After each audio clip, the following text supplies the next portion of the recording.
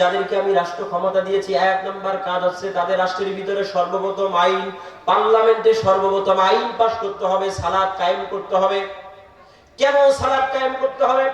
আল্লাহর নবী বিশ্ব নবী সাল্লাল্লাহু আলাইহি ওয়াসাল্লাম একজন সাহাবীকে নিয়ে আল্লাহর নবী কোন একটা বাগানে গেলেন। আল্লাহর নবী একটা মরা গাছের মধ্যে আল্লাহর নবী এরকম করে নাড়া দিলেন। নাড়া দেওয়ার সঙ্গে সঙ্গে ওই শুকনো গাছের সমস্ত পাতাগুলো ঝরে ঝরে পড়তেছে। আল্লাহর নবী তার সাহাবীদেরকে ডেকে বলল, সাহাবীরা তোমরা কি কিছু বুঝেছো? আমি যে গাছটা নাড়া দিলাম আর পাতাগুলো পড়ে গেল, তোমরা কি কিছু বুঝেছো?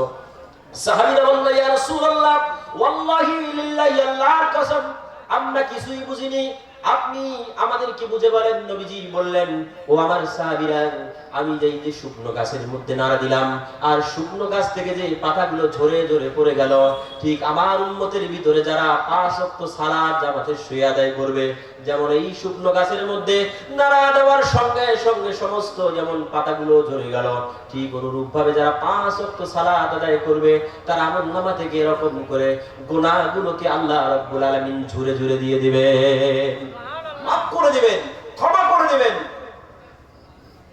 আমার ভাইরা, সালাত কায়েম হলে রাষ্ট্র পরিবর্তন হবে, সমাজের পরিবর্তন হবে, পরিবারের পরিবর্তন হবে, সব জায়গায় পরিবর্তন হবে।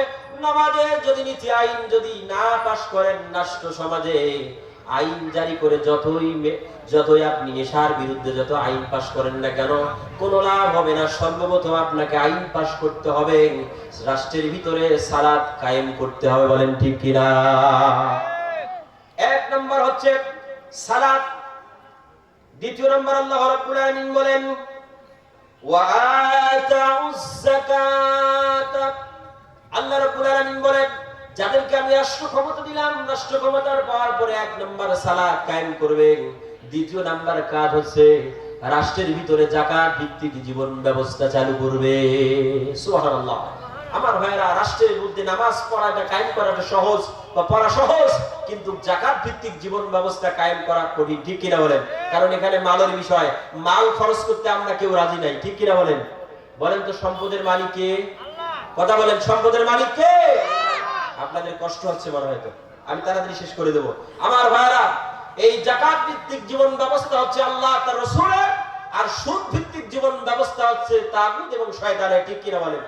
সুদ ভিত্তিক জীবন ব্যবস্থা মানুষকে শোষিত করবে, মানুষকে পথের ফকির বানায় দেবে, আর যাকাত ভিত্তিক জীবন ব্যবস্থা মানুষকে একটি সুখময় সুন্দর সোনালী সমাজ গঠন করার জন্য সর্বোপরি তারা সেই যাকাত ভিত্তিক জীবন ব্যবস্থা মানুষকে উর্বর করবে, মানুষকে সুফল দিবে, মানুষকে একটি শান্তিময় দেশ, শান্তিময় কওম একটা উপহার দিবে। সেটা হচ্ছে যাকাত ভিত্তিক জীবন ব্যবস্থা। বলেন ঠিক কিনা? আজকে আমার দেশে সুদ ভিত্তিক জীবন ব্যবস্থা কম না বেশি? সব জায়গায় সুদে ভরা। আমার ভাইয়েরা, সুদের সবচেয়ে বড় গুনাহ কি জানেন? সুদের সবচেয়ে বড় গুনাহ আল্লাহ আমাদের মালিক, আল্লাহর সঙ্গে যুদ্ধ ঘোষণা করা। ঠিক কিনা বলেন? আর সুদের সর্বনিম্ন গুনাহ হচ্ছে নিজের জন্মদাত্রী মায়ের সঙ্গে জেনা করা। নাউজুবিল্লাহ। তাহলে সুদ ভিত্তিক জীবন ব্যবস্থা আছে না নাই?